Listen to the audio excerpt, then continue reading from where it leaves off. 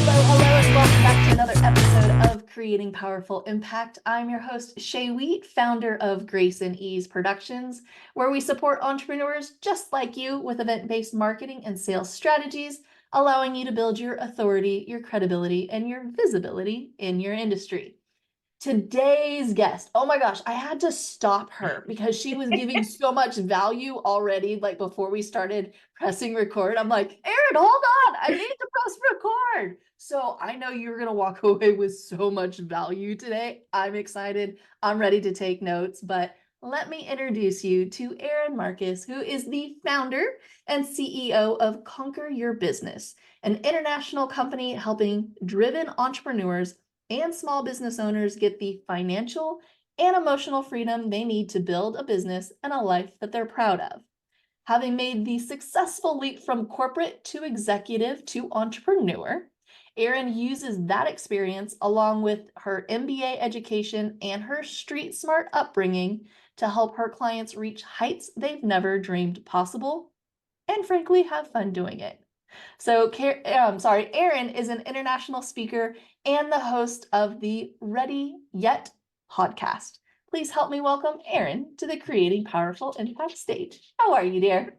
Thank you, and massively uncomfortable. Isn't that so weird? Like, put me on stage in front of 1,000 people and I'll have so much fun as long as I don't have to listen to you read the introduction. Right? Like, why don't we just get up there and start talking and It's just give me. value? Let's just talk. Right. Well, and I think there's just so many places that we can go and talk about and your background and knowledge and how you support entrepreneurs. I mean, just in the 2 minutes that we were talking before we press play, I'm like, oh my gosh, I can't wait. So I think where we start, if we can like reel it in for a second, a big topic is marketing, right? And entrepreneurs, business owners,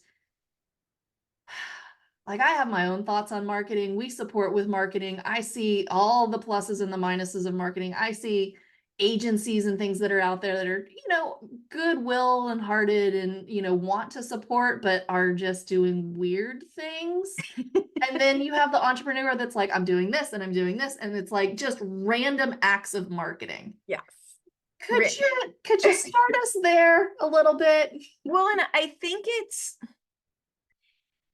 there's so much going on there. The idea, when I first started saying random acts of marketing, what I really meant at the time was about the inconsistency problem, right? That's what made me say that. I'm like, well, you're doing random acts of marketing and random acts of business. So of course you don't have consistent income, because that's one of the challenges when people begin is they know they need to get a client. They do a couple things to go get a client, but then they service the client. So they stop doing anything to get new clients. And so you have these up and down cash flow problems.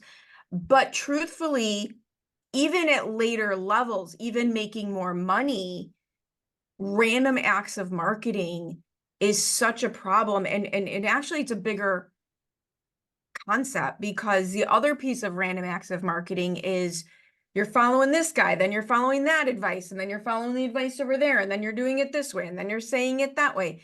And you haven't given you, me, we, whoever, having, like, how do you know if I'm quitting 3 feet from gold or am I throwing good money after bad? Like, how do you even know?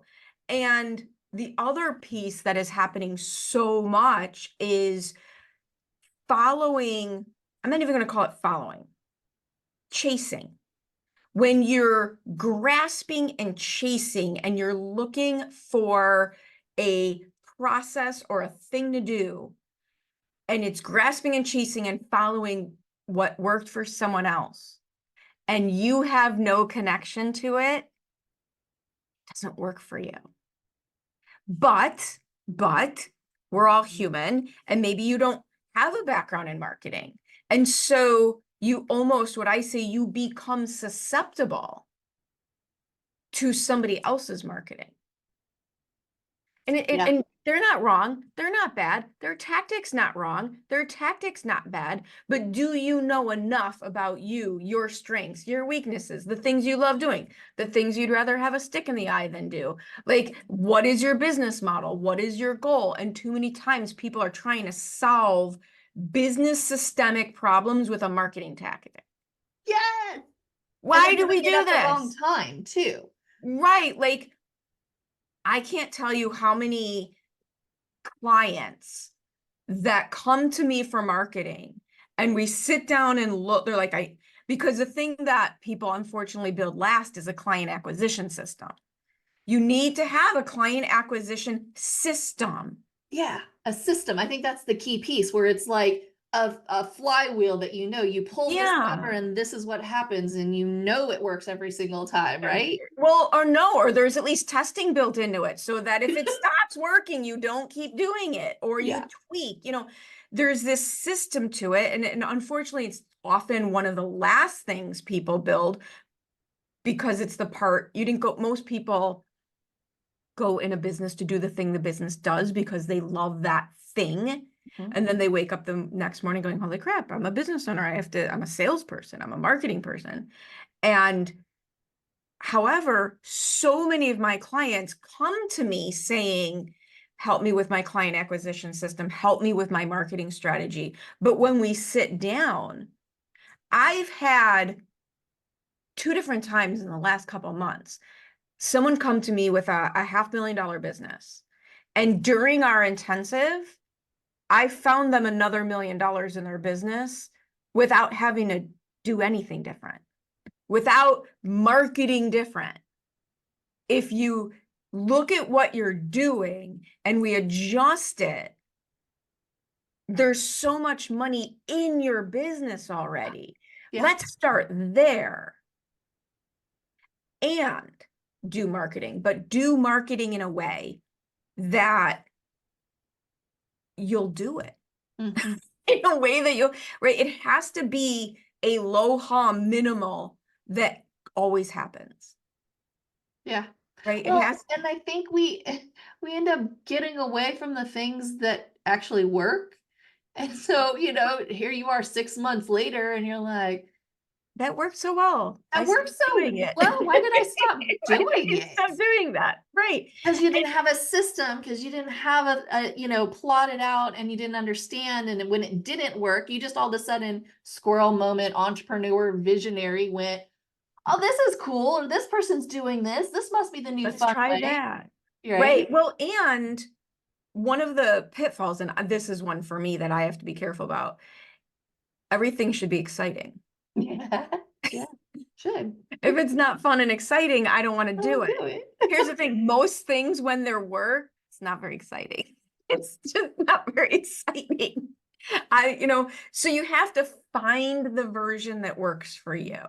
Mhm. Find I know for me, I have to have event-based marketing, whether that event is a webinar, whether there's got to be a goal, because if you don't point me in a direction, I get very floaty like a balloon. And all sorts of random things start to happen and other things stop happening. I need a direction so I can build a plan around it. It Mhm. doesn't Well, even have to be a big fancy thing. Just I yeah. need to land it. I need a landing pad. Yeah, and it also kind of gives you a start and an end. So Yeah. it's like, then I know, okay, cool. I'm working towards here. Yeah. And then what is the next thing I'm working towards? So then it keeps our brains going, okay, I'm still excited about the next thing. I don't have to be here forever. So And I I agree with you. don't, right? And I don't fall into a pitfall of that next big thing being so big I derail everything. What?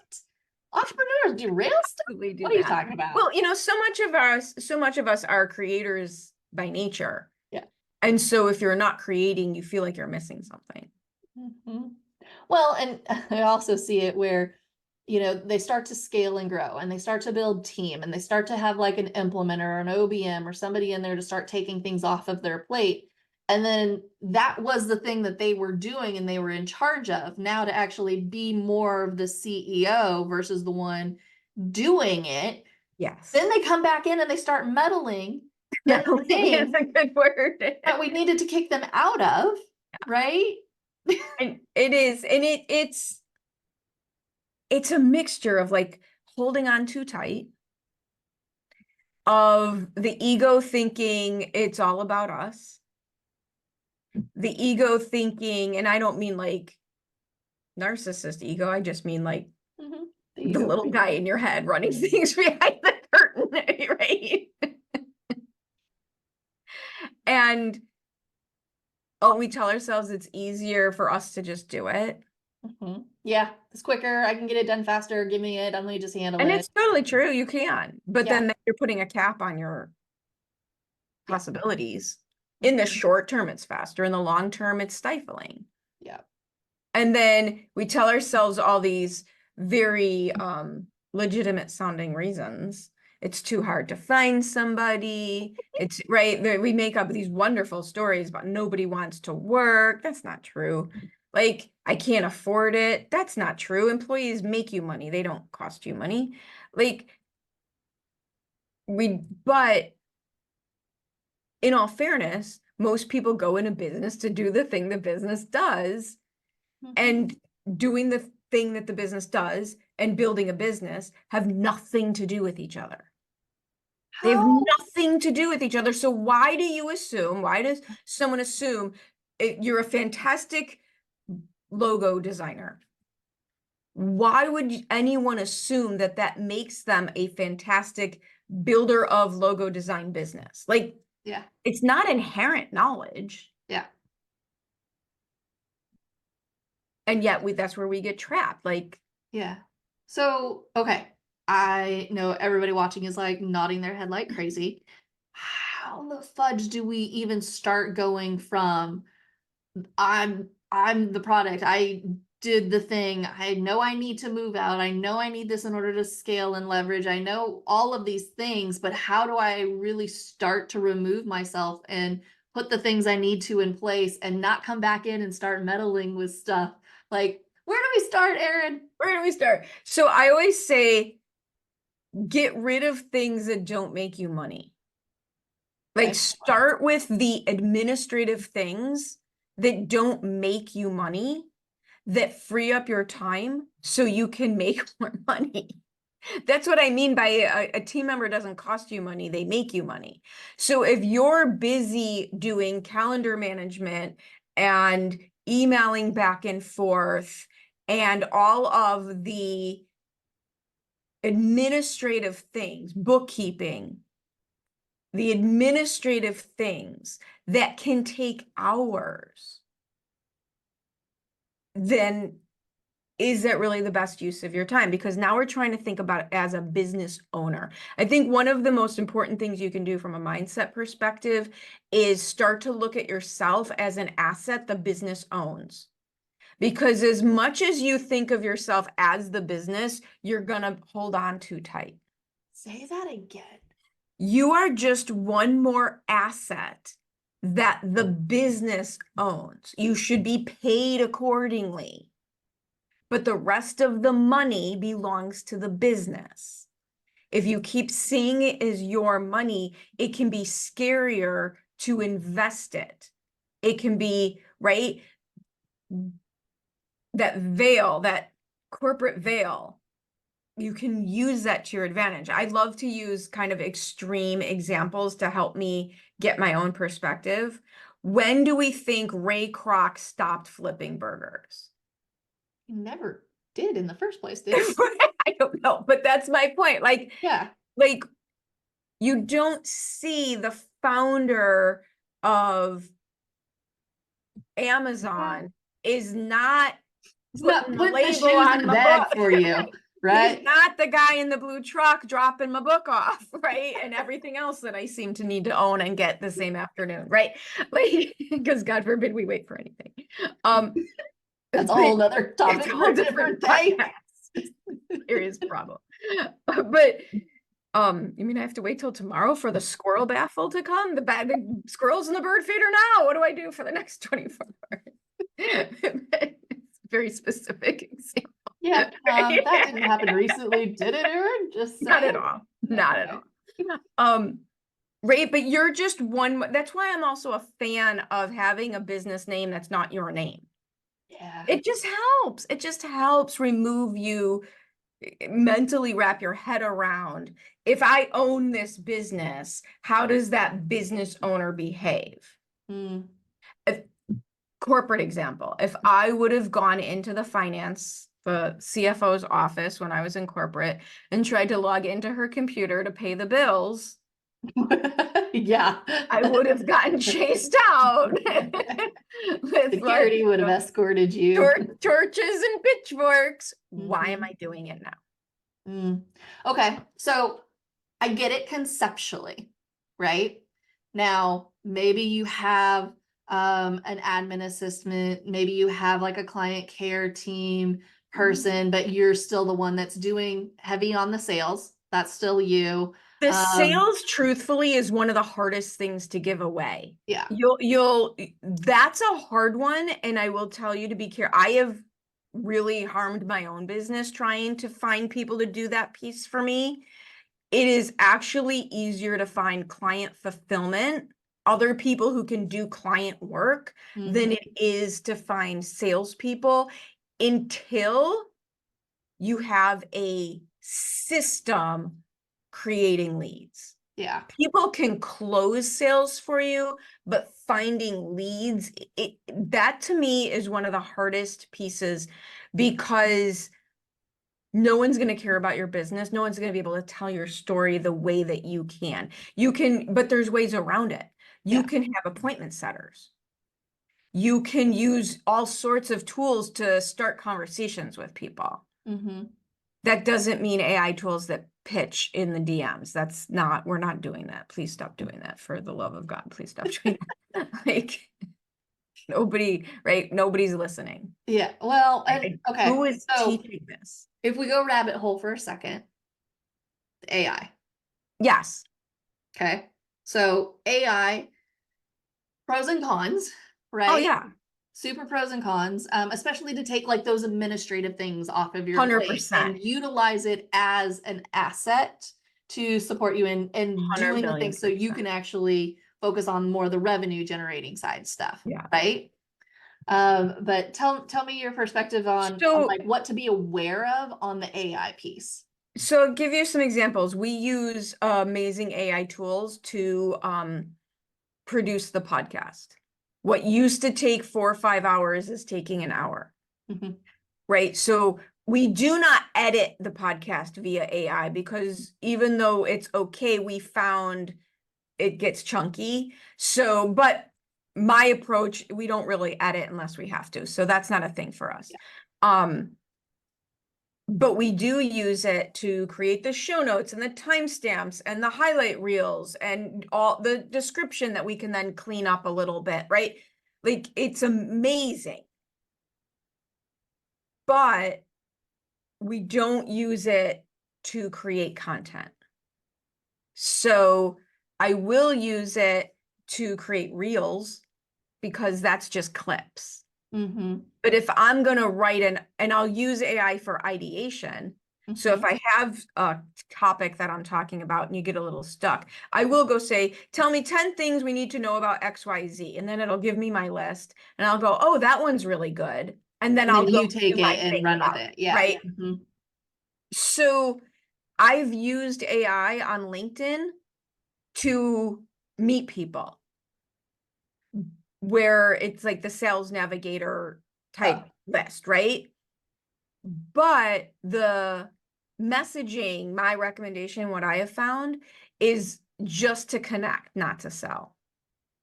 There might be certain businesses where it works better. In my business and in the way that I work my business and what I do, I'm more open-ended to who I want to connect with. I think The, it's the relationship, yeah, relational versus transactional, 100%. right? So if you're Right. more of a relational business, you can't necessarily have AI take that over because Right. it's not built for relationship building. It's Right. It more can for find the the people. transactional.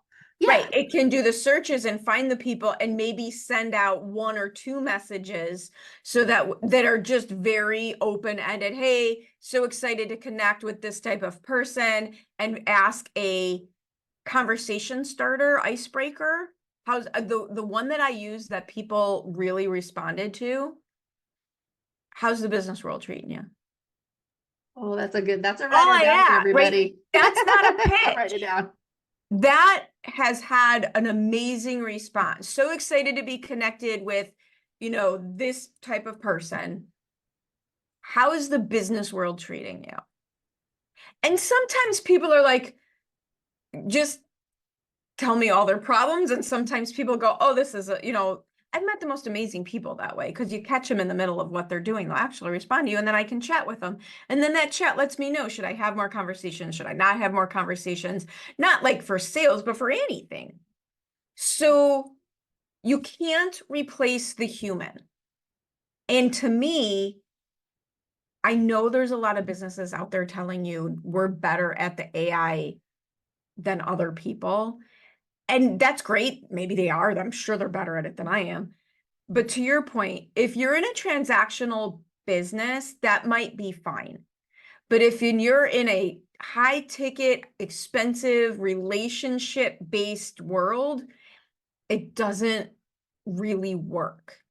And the content creation, like, we all have gotten really good. I can tell which Facebook posts have been written by people and which ones haven't. Yeah. Like, you can tell. Yeah. And that's again, that might be fine. But for me, it's made my life almost easier. Tell me more. Because I can stand out so much more easily now. Mm-hmm. Here's the thing. Most people who aren't creating original content aren't also making the investment in the subscription to these tools. So they're using the free version of the tools, which means all their information is at least 2 years old. Yeah. So that's fine, but they are all looking more and more alike.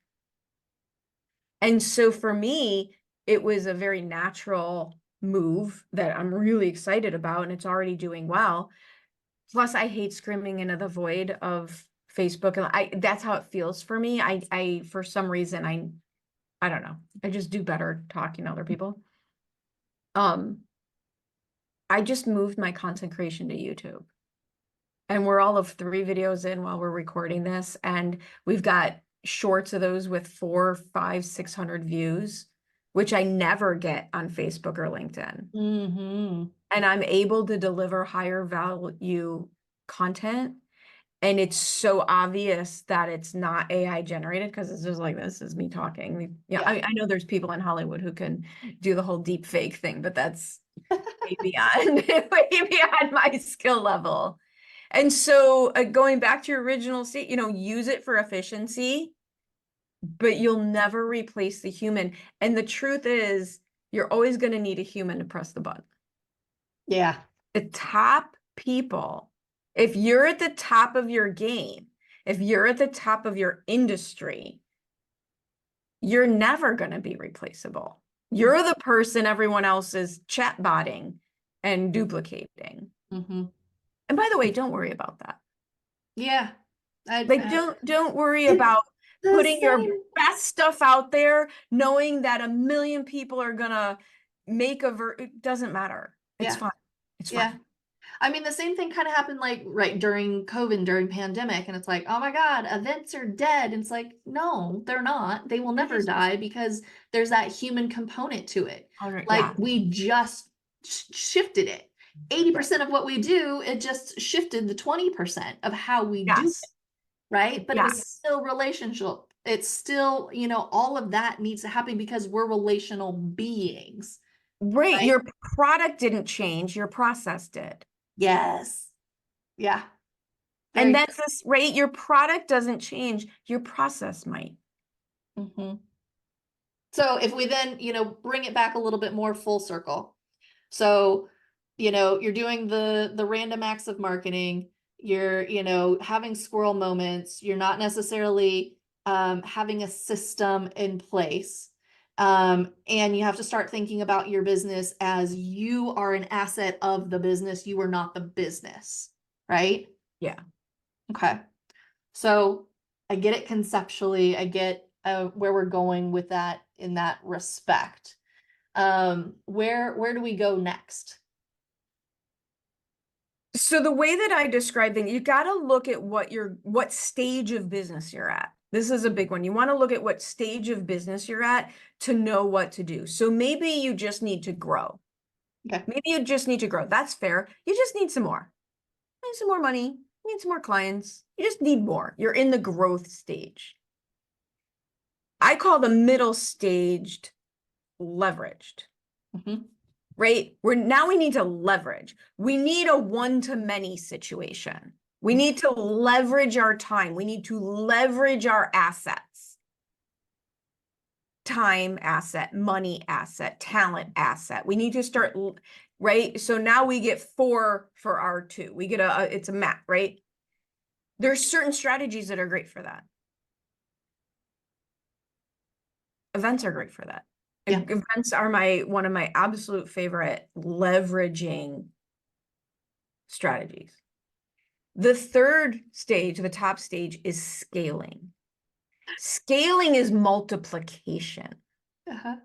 So let's take a law firm, random, right? Take a law firm. Growing is just get another client, raise your rates, right? Leveraging is maybe you hire another lawyer. You're hiring more lawyers. So for every hour that exists, you're getting more lawyer hours billed. Mm-hmm. Scaling might be to add an adjacent business line. Mm-hmm. Scaling becomes more automatic. Funnels, please, for the love of God, funnels are a scaling strategy. And if you want to grow, you're not ready for a funnel because you are going to run out of money before the funnel works. Yeah. Set it and forget it. One doesn't exist. You always have to watch your ads and numbers. But that's one of the things that's happening a lot is we're using scaling strategies when we need to grow or leverage. Mm-hmm. And they don't, you're not there yet. Yep. You're not there yet. And here's the great news. You just take a half a step back and you do a little adjustment. Like we do not have to throw the baby out with the bathwater. I tried a scaling strategy last year. On paper, brilliant. Didn't work at all.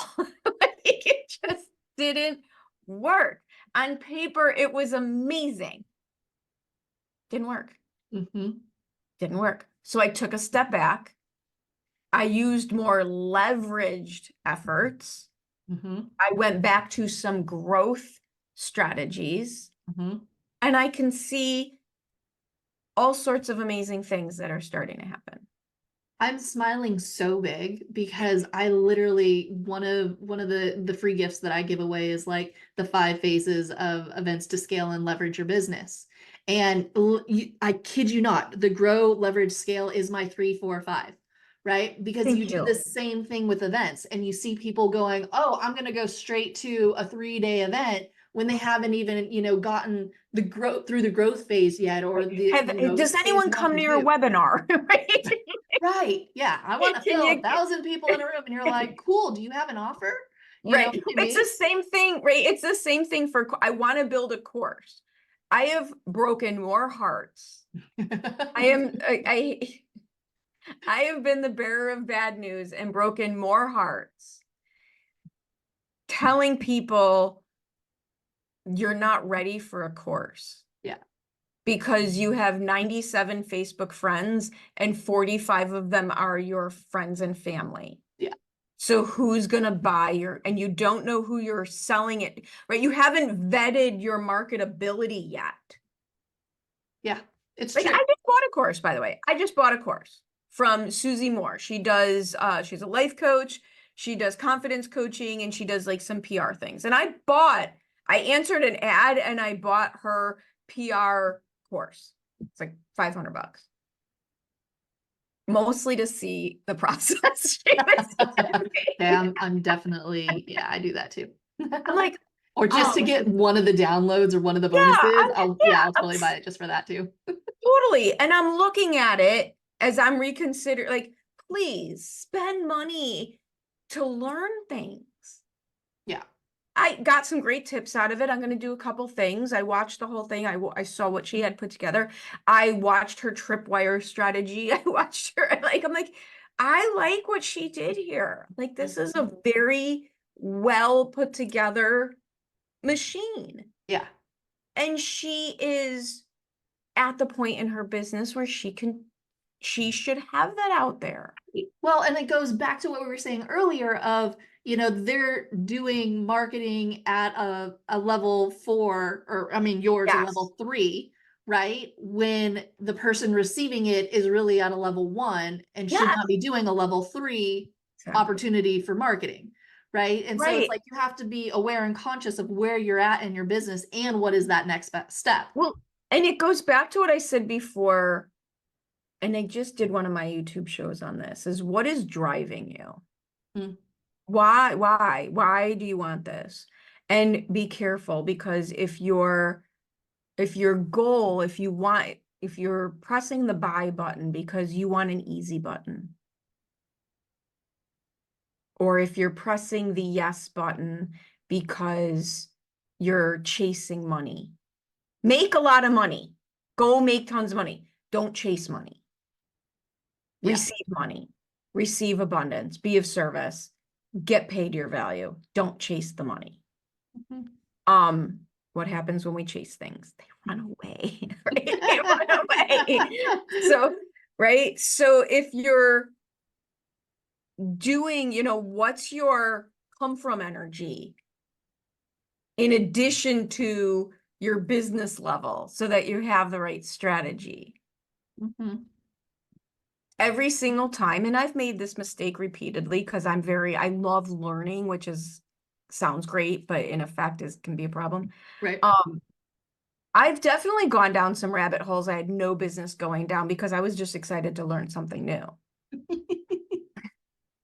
Yeah, I agree. Right. And so watch your why. Why are you doing this? Not your big why, but your why in the moment. What are you trying to achieve? Mhm. And to make sure you're ready to achieve, you're in alignment. The way that I say this is it's strategy over tactics every time. Yeah. Tactic is the last piece of the puzzle. It's the last piece of the puzzle. You figure this all out, and then you go, okay, which marketing tactic Yeah. works solves my problem, solves my puzzle. Yeah. You don't pick a marketing tactic and throw it at your business. Oh, yes. Yes. Okay. We literally, Erin, like we probably need to do another show because we Doing can more. just keep going and going. But I would love for you to share, like, how do people stay in touch with you? What's the best way? And do you have a gift for our audience I today? do. So, number one, here's a very big marketing 101. One single call to action. Make it easy to find you. I never, here's conqueryourbusiness.com. That's all you need to remember. Conqueryourbusiness.com. You can find me through there. All my links are there. My contact form is there. Our free downloads, like it's all there. Go look at conqueryourbusiness.com. You can find everything you need to know or want to know about me or how to get a hold of me. Happy to connect with you. So one single call to action. The free gift that I have for somebody is a different call to action, but we can handle this, right? It's humanfirst.conqueryourbusiness.com. Okay. Humanfirst.conqueryourbusiness.com. It's an ebook I wrote. It's like 25, 30 pages. It's a full ebook called Connect as a Human First. And it's heavy on how to do marketing, and it's heavy on how do you do this in your business. People buy from people they know, like, and trust. Connect is a human first. And it's how to make sure you're always having that human connection in your business. Love, love. And so we will have that in the show notes. Thank you. My last question for you is, what is a takeaway or a memorable note you'd like to leave our audience with? All right. So This is my point of view on everything, whether it's your health, your money, your relationships, your business, your job. This is my point of view on everything. And this started when I was a kid and really solidified later. If you don't make the decisions for you, people who are not vested in you get to make those decisions for you. And it doesn't make them wrong or bad. They just might have different priorities than you do. It's my version of personal responsibility. I just recorded a video today. Don't wait for the world to change. Go change your world. Brilliant. I love it. I love it, Erin. Thank you so much for joining us on the show today. And I want to thank everybody listening to another episode of Creating Powerful Impact. I'm excited for you to take like all of these lessons and resources, because there was a ton, and actually start implementing them so that you can create even more impact in your world. Until next time, have an absolutely rest of your day. Thank you so much for listening to the Creating Powerful Impact podcast. If you are a successful coach, speaker, author, or thought leader who would like to be on this program, simply visit creatingpowerfulimpact.com/guest. If you are someone who got something out of this interview, would you please do me a favor and share this episode on social media? Just do a quick screenshot with your phone and text it to a friend or post it on your socials. Also, if you know somebody that would be a great guest, tag them on social media to let them know about the show and include the hashtag Creating Powerful Impact. I love seeing all of your posts and great guest selections. We are regularly putting out new episodes and content. To make sure you don't miss any episodes, go ahead and subscribe. Your thumbs up, ratings, and reviews go a long way to help promote the show, and they really mean a lot to me and my team. Want to know more about us? Head on over to our website, graceandeaseproductions.com, or follow me on LinkedIn, Facebook, or Instagram. Just look for Grace and Ease Productions on your favorite platform. Thanks for listening. We'll see you next time.